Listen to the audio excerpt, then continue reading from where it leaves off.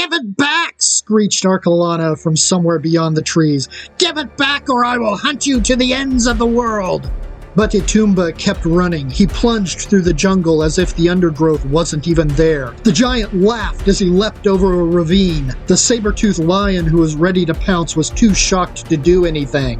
The massive cat probably would have lost that fight anyway. Still in the distance, the goddess of spiders continued her screaming. "It's mine, you little thief!" Little? Nobody had ever called Etumba little before. He stupidly bellowed a loud laugh. "There you are!" shouted Arakallanha. Distant trees were heard breaking and tearing as she gave pursuit. Etumba fell suddenly as he plunged into a massive river. Its current grabbed the giant and dragged him downstream. Meanwhile, Arakallanha climbed up into the tree branches to make better time. The half-woman, half-spider Titan easily clawed her way from tree to tree. Up ahead, she heard the roar of the waterfall. Was the little mortal that stupid? She pondered.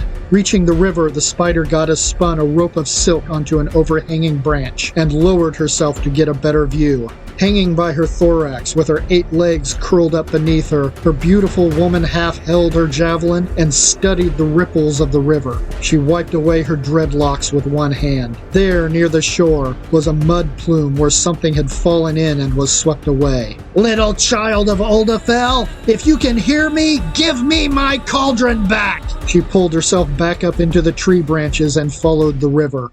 A day later, Etumba found his way back into the cave. Little Tilla was still there where he'd left her. The little girl was still alive. She was on the verge, but she still dwelt in the land of the living. He laughed with joy. Tilla's eyes opened, and a weak smile slid across her weak, sweaty face. "I thought you'd left me," she whispered. No, the giant man smiled as he towered over the little girl. He turned to look at her stew pot. "I needed to do something." She coughed. It had gotten worse.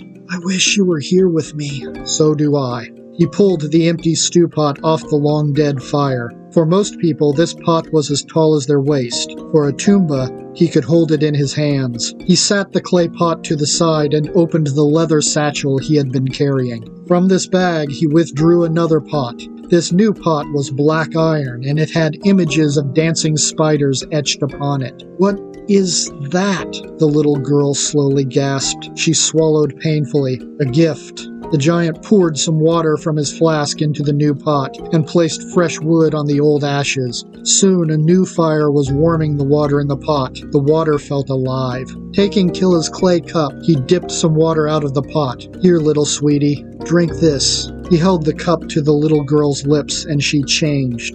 It wasn't a lot, but Tilla was a little stronger, and her color was just a little healthier looking. She smiled as if feeling some sort of relief. "I want you to eat from this pot every day, okay?" The giant gently wiped some sweat from Tilla's forehead. "You eat from this pot, and you will never be sick again."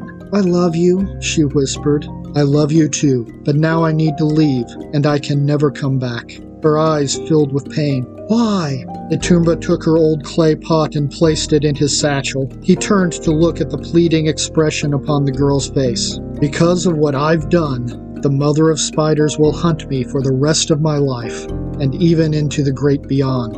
"What did you do?" The giant smiled.